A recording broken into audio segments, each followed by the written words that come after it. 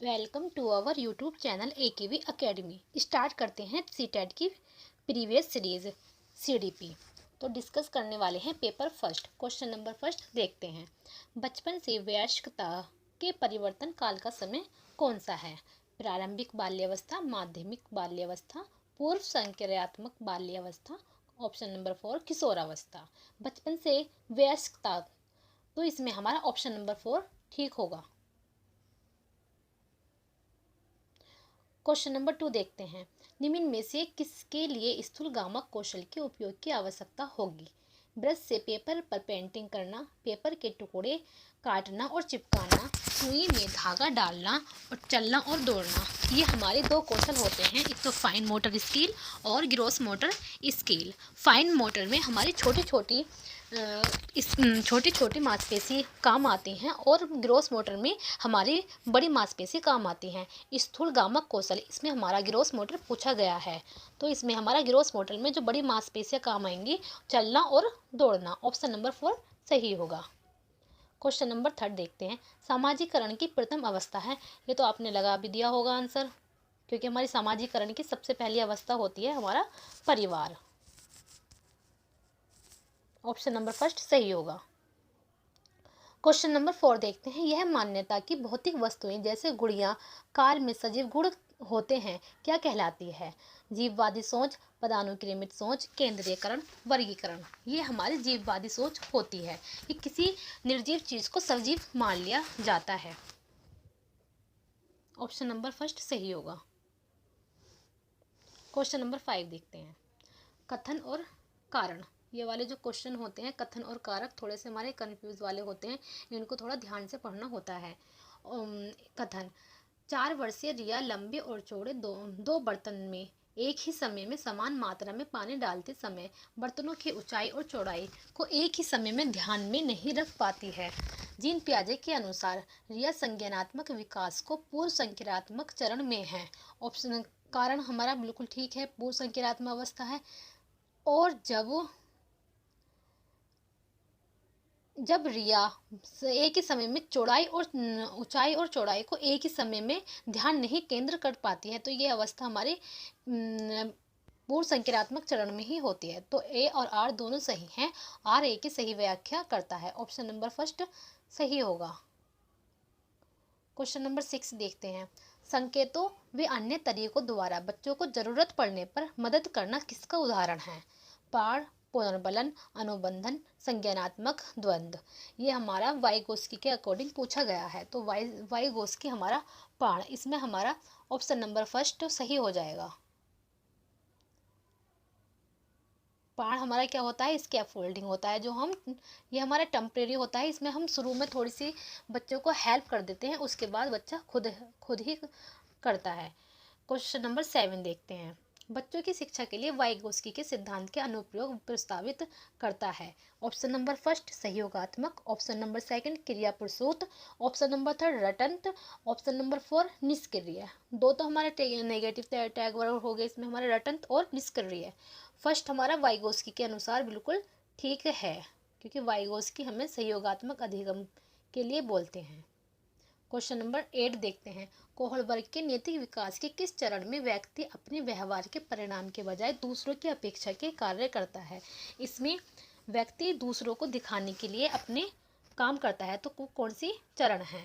पूर्व संक्रियात्मक, ये तो हमारे जीन पियाजे के अकॉर्डिंग है, ये तो है ही नहीं कोहलबर्ग के अकॉर्डिंग। ऑप्शन नंबर सेकंड पूर्व परंपरागत, परंपरागत, पश्च परंपरागत। इसमें हमारा परंपरागत ऑप्शन नंबर 3 सही हो जाएगा। इसमें हमारा गुड बॉय गुड गर्ल वाली अवस्था हो जाती है। क्वेश्चन नंबर 9 देखते हैं। एक प्रगतिशील कक्षा परीक्षा केंद्रित होती है, पाठ्य पुस्तक केंद्रित होती है, शिक्षक केंद्रित होती है, विद्यार्थी केंद्रित होती है? प्रगतिशील कक्षा, प्रगति, क्योंकि इसमें एनसीएफ भी हमारा कहता है कि हम बालक को केंद्रित रखेंगे, विद्यार्थी केंद्रित शिक्षा। Question number 10। रेनो एक विद्यालय में परामर्शदाता है। हार्वर्ड गार्डनर के सिद्धांत के अनुसार प्रभावी परामर्शदाता के रूप में उनके पास कौन सी बुद्धि होनी चाहिए? भाषाई, स्थानिक, पारस्परिक, अंतः व्यक्तिगत। एक तो हमारी इंटरपर्सनल होती है। ऑप्शन नंबर ये भाषा स्थानिक तो है ही नहीं, क्योंकि इसमें ऐसा पूछा ही नहीं गया है हार्वर्ड गार्डनर में। इसमें हमारे जो जो इसमें परामर्शदाता, इसमें हम क्वेश्चन में देखेंगे कि परामर्शदाता दूसरों को मतलब सलाह देना, जब कोई परेशानी में होता है हम उन्हें एडवाइस देते हैं, तो इसमें हमारा इंटरपर्सनल होता है। इंटरपर्सनल इंटरपर्सनल होता है एक इंट्रापर्सनल हम खुद के बारे में सोचते हैं, इंटरपर्सनल हम दूसरों के बारे में पहले सोचते हैं। क्वेश्चन नंबर 11 देखते हैं।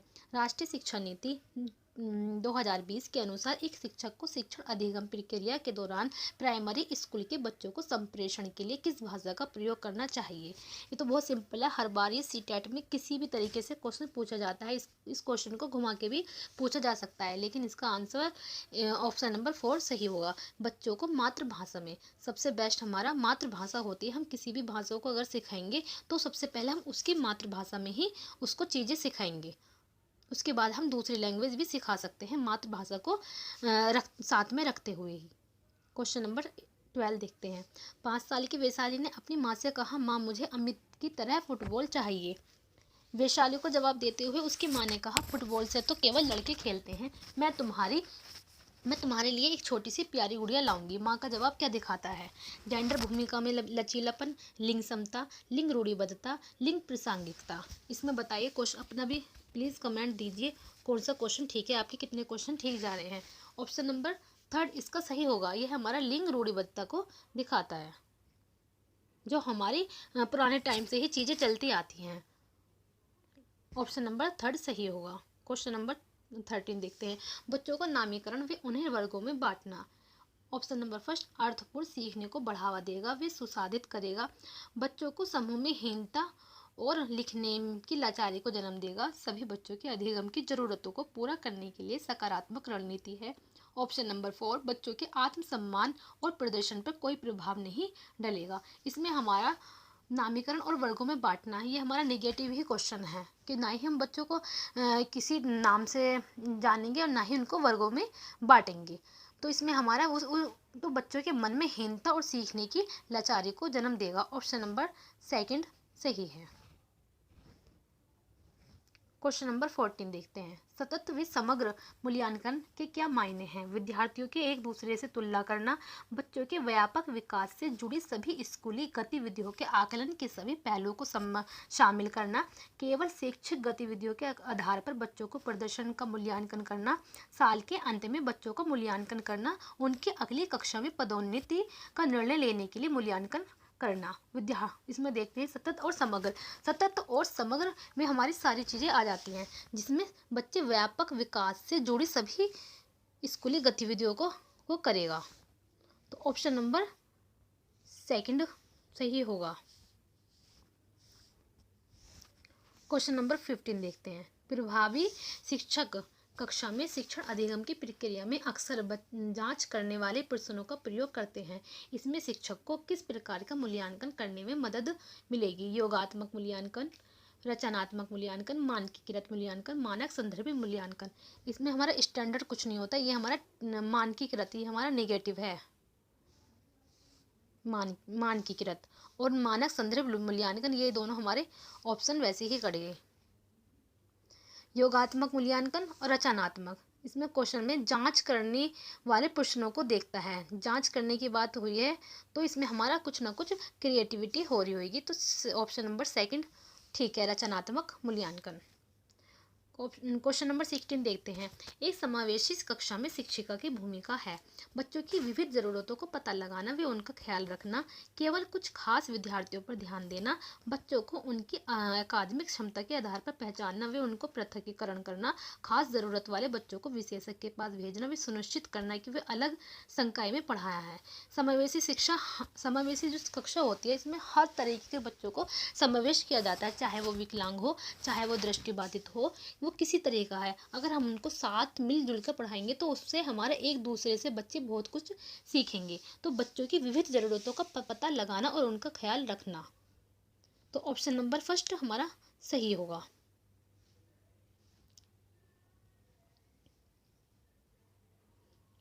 क्वेश्चन नंबर 17 देखते हैं। विविध समूहों के विद्यार्थियों के शिक्षण अधिगम के दौरान शिक्षिका को क्या ध्यान में रखना चाहिए?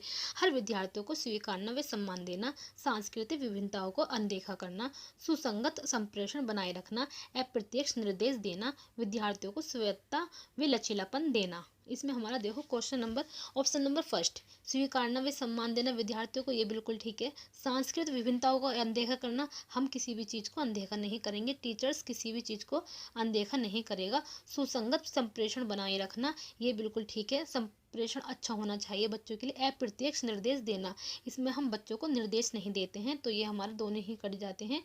और विद्यार्थियों की स्वायत्तता व लचीलापन देना, ये भी हमारा ठीक है। तो किस ऑप्शन में हमारे तीनों हैं, एक, थर्ड और फिफ्थ, यानी कि हमारा ऑप्शन नंबर थर्ड सही होगा। क्वेश्चन नंबर 18 देखते हैं। एक विद्यार्थी जिसे दृष्टि बाधित है की विशिष्ट जरूरतों के लिए एक शिक्षक को विविध तरह के दृश्य प्रस्तुतिकरण पर ध्यान देना चाहिए। कई प्रकार के स्पर्शनीय हस्तकौशल सामग्री का उपयोग करना चाहिए। बहुत सी मूक फिल्में दिखानी चाहिए। बहुत सी संरचित वर्कशीट जिसमें चित्र ही हो देने चाहिए। इसमें दृष्टि बाधित पूछा गया है, तो दृष्टि बाधित के विविध तरह के दृश्य प्रस्तुतिकरण का ध्यान देना चाहिए। ऑप्शन नंबर फर्स्ट सही होगा। क्वेश्चन नंबर 19 देखते हैं। सामाजिकरण अंत्यक्रिया व मौखिक संप्रेषण में चुनौती किसका विशिष्ट अभिलक्षण है? स्वैलीनता, अवधान न्यूनता, अतिक्रियाशीलता विकार, पठन वैफल्य, गुणज वैफल्य। पठन तो हमारा पढ़ने से रिलेटेड होता है, जिसमें जब बच्चा पढ़ नहीं पाता तब हमारा पठन वैफल्य होता है। डिसलेक्सिया और गुणज वैफल्य, ये हमारा गणित की कैलकुलेशन के लिए होता है, जब बच्चा गणित की कैलकुलेशन नहीं कर पाता, यानी कि डिसकैलकुलिया। तो इसमें हमारा स्वैलीनता, सामाजिक अंत्यक्रिया, तो स्वैलीनता क्या होता है? जो अपने अंदर ही लीन होता है, सिर्फ अपने अंदर अपने मन में ही सोचता रहता है। तो यह सामाजिक अंत्य की चुनौती किसके विशिष्ट अभिलक्षण है? तो ऑप्शन नंबर फर्स्ट सही होगा। Question number 20। शिक्षक बच्चों को विभिन्न रंगों वाली चिकनी मिट्टी देखकर कहती है कि उनके मन में जो आता है वे बनाएं। इसके माध्यम से बच्चा डैश बढ़ावा देना चाहती है। इसमें हम बच्चे को क्या क्या दे रहे हैं? सृजनात्मक, रटना, असहयोग, अनुशासनहीनता। रटना, इसमें कोई मतलब ही नहीं है, असहयोग भी नहीं है, और अनुशासनहीनता से कोई मतलब ही नहीं है, ये हमारे तीनों ही गलत हो गए। तो इसमें हमारा सृजनात्मक ठीक होगा। ऑप्शन नंबर 21 देखते हैं। बचपन के प्रारंभिक सालों में किसके विकास पर ध्यान केंद्रित करना चाहिए? शारीरिक कौशल, सामाजिक कौशल, संज्ञानात्मक क्षमता, संवेगात्मक कौशल, अमूर्त तर्क। हम बच्चों को प्रारंभिक साल में शारीरिक पे भी ध्यान देंगे, सामाजिक पे भी, और संज्ञानात्मक, संवेगात्मक, ये हमारे चारों ही ऑप्शन ठीक है। तो ऑप्शन नंबर थर्ड इसमें हमारा ठीक होगा। ये अमूर्त चीज़ें हमारी बाद में जब बच्चा थोड़ा बड़ा हो जाता है, 12 से जो एडोलेसेंस में आ जाता है, तभी हम इसको देखते हैं। Question number 22। रचनावादी कक्षा में अर्थपूर्ण सीखना क्या है? ऑप्शन नंबर फर्स्ट, जानकारी के भंडारण व उपयोजन से होता है। अन्वेषण व अंत्यक्रिया के द्वारा खोज की प्रक्रिया है। इनाम व सजा के प्रयोग से होता है। बारंबार वेधन व अभ्यास से होता है। ऑप्शन नंबर सेकंड इसका ठीक होगा। अन्वेषण और अंत्यक्रिया द्वारा खोज प्रक्रिया है। क्वेश्चन नंबर 23 देखते हैं। एक शिक्षिका एक बच्ची जो एक अवधारणा को समझने में असमर्थ है के साथ मिलकर काम करती है, इशारे देते हुए यह प्रक्रिया कहलाती है। पाठ, शिक्षक केंद्रित शिक्षा, अनुरक्षण और प्रत्यक्ष निर्देश। पाठ, ऑप्शन नंबर फर्स्ट सही होगा। Question number 24। अभिकथन, कथन और तर्क। एक शिक्षिका कक्षा को संवेदात्मक बनाने के लिए बच्चों को आसपास के पर्यावरण से उदाहरण शामिल करती है, ये अच्छी बात है। तर्क, सामाजिक सांस्कृतिक संदर्भ में सीखने में महत्वपूर्ण भूमिका है। हमारे इसमें ए और कथन और तर्क दोनों ही ठीक हैं। ए और दोनों सही हैं और आर ए की सही व्याख्या करता है। इसमें हमारा ऑप्शन नंबर फर्स्ट सही होगा।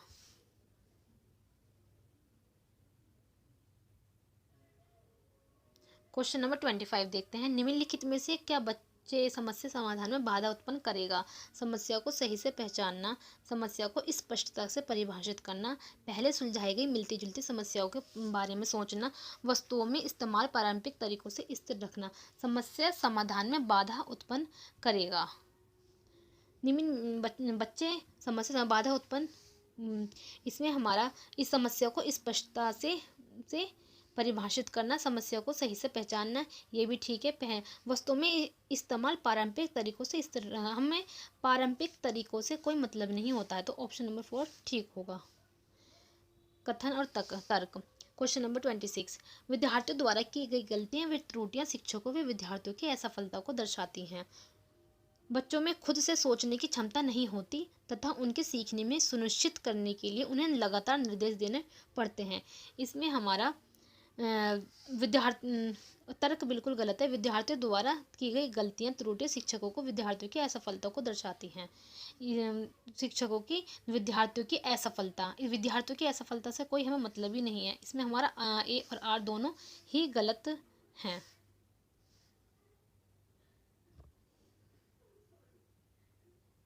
क्वेश्चन नंबर 27, निम्नलिखित में से कौन सा भाव नहीं है? स्मृति, क्रोध, प्यार, भय। स्मृति, ये हमारे तीनों ही भाव हैं, क्रोध, प्यार और भय। स्मृति यानी कि मेमोरी, किसी चीज़ को हम याद करते हैं जो वो हमारी मेमोरी यानी कि स्कीमा में फिट हो जाती है। तो ऑप्शन नंबर फर्स्ट सही होगा। क्वेश्चन नंबर 28 देखते हैं। प्राथमिक शिक्षिका अपने विद्यार्थियों में आंतरिक अभिप्रेरणा को बढ़ावा देने के लिए क्या कर सकती है? ऑप्शन नंबर फर्स्ट, हर विद्यार्थियों के हर एक प्रयास की प्रशंसा करके। वो हर एक प्रयास की प्रशंसा करेगी, ये हमारा नेगेटिव है। हमें प्रशंसा करनी है पर लेकिन हर एक प्रयास की नहीं करनी है। अवांछनीय व्यवहार को दंडित करके, विद्यार्थियों में प्रतिस्पर्धा को बढ़ावा देकर, बच्चों को सीखने में आनंद की अनुभूति को प्रोत्साहित करके। आंतरिक अभिप्रेरणा को बढ़ावा देने के लिए क्या कर सकती है? इसमें हमारा ऑप्शन नंबर 4 सही होगा। बच्चों को सीखने में आनंद की अनुभूति को प्रोत्साहित करके।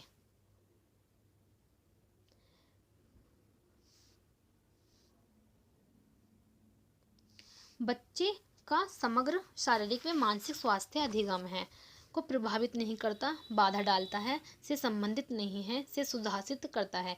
बच्चे का समग्र शारीरिक व मानसिक स्वास्थ्य अधिगम को सुसाधित करता है। ऑप्शन नंबर 4 सही होगा।